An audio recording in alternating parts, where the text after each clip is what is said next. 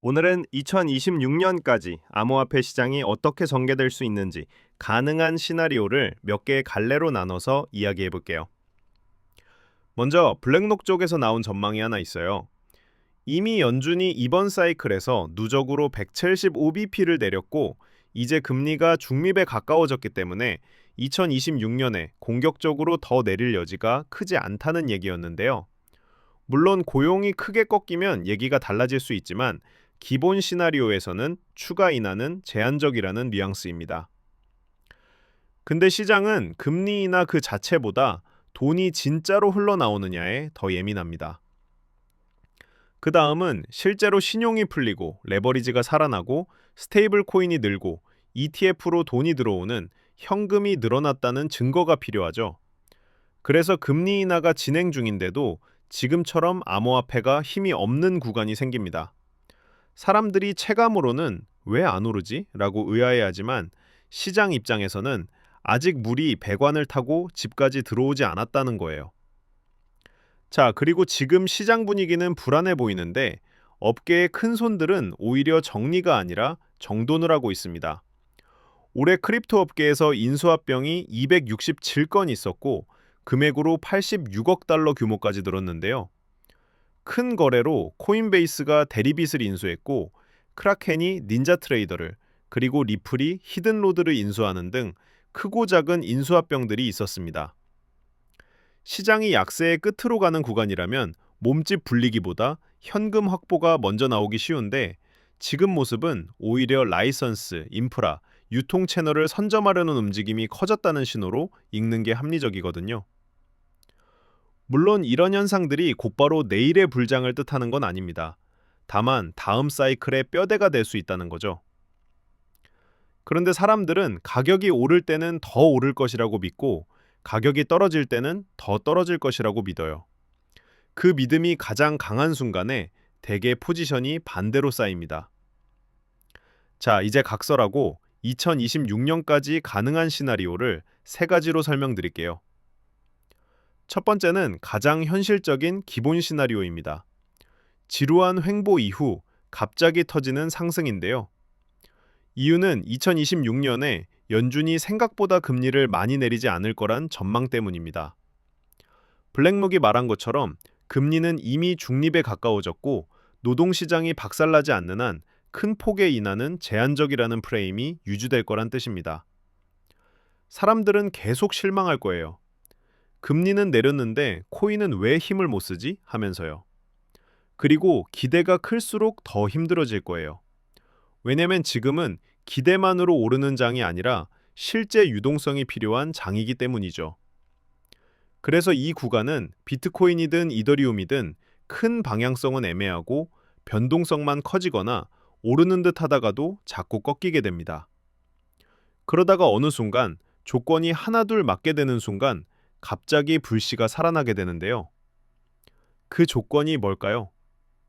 저는 크게 두 가지를 봅니다. 첫째, 스테이블 코인 공급이 본격적으로 늘어나는 순간. 둘째, ETF 기관 유입이 연속 대량으로 이어지는 순간. 이 두 가지가 시장의 현금을 풀어줄 엔진이 될 거예요. 엔진이 돌아가기 시작하면 그때부터는 시장 분위기가 달라집니다. 가격은 항상 돈의 확산 속도로 움직이기 시작하니까요. 기본 시나리오의 결말은 2026년 상반기까지는 흐름이 답답할 수 있지만 구조가 다져진 뒤에 어느 순간 촉매제가 터지면 하반기에는 순식간에 분위기가 반전될 가능성이 있습니다. 다음 두 번째 시나리오는 사람들이 좋아하는 말 그대로 AI 성장 드라이브와 함께 크립토 레버리지의 부활이에요.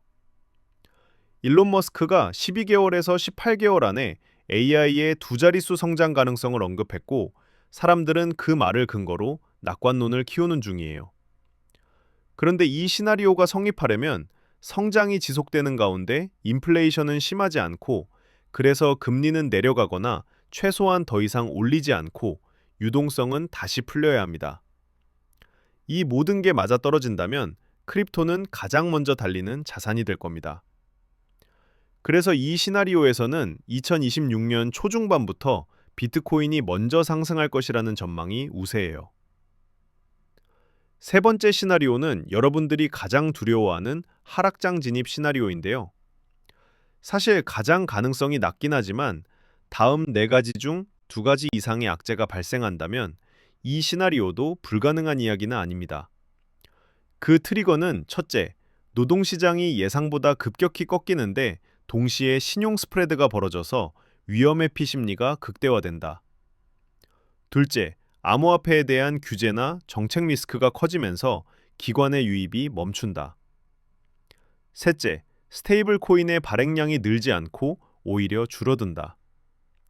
넷째, 대형 거래소나 대형 프로젝트에서 해킹 사건과 같은 악재가 터진다. 어떠신가요? 충분히 가능성이 있다고 생각하시나요? 분명 발생 가능성이 희박할 거라 생각되지만 가능성이 제로라고 생각해서는 안 됩니다. 블랙스완은 언제든지 찾아올 수 있으니까요. 사람들은 원래 손실을 싫어합니다. 하지만 하락이 시작되면 가장 먼저 몸이 반응합니다. 24시간 언제든지 클릭 한 번으로 팔아버릴 수 있는 게 암호화폐 시장이잖아요. 그 순간 유동성이 말라버리고요. 자, 여기까지 들으면 여러분은 질문이 생길 거예요. 그럼 지금은 어느 시나리오가 가장 가능성이 높은 거야? 솔직히 말하면 지금은 금리 인하 기대는 이미 확실시되고 있는데 추가 인하 여지는 제한적이라는 메시지가 나오고 시장은 현금을 기다리고 있는 상황이에요. 그러면 개인 투자자는 뭘 해야 하느냐? 저는 전략을 단 하나로 고정하지 말라고 말하고 싶어요. 대신 신호등을 만들어야 합니다. 초록불이 켜지면 공격, 노란불이면 분할, 빨간불이면 현금과 리스크 관리. 이런 대응 방식이요. 초록불 신호는 이런 겁니다.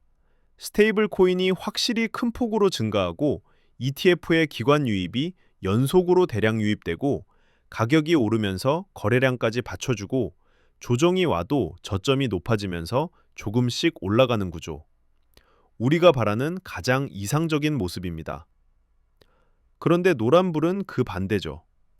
뉴스는 장밋빛인데 정작 온체인과 ETF 유입 지표가 시원치 않고 레버리지가 급증하면서 변동성만 커지는 구간.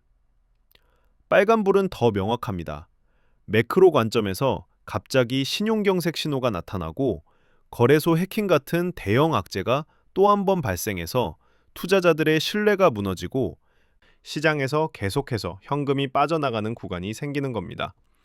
여러분이 해야 할 일은 이런 신호를 계속해서 체크하는 습관을 만드는 겁니다. 우리가 믿고 있는 전문가들의 무의미한 예측과 전망은 틀리더라도 우리 스스로가 원칙을 세워 만든 신호등은 어떠한 시장 상황에도 대응을 가능하게 하니까요.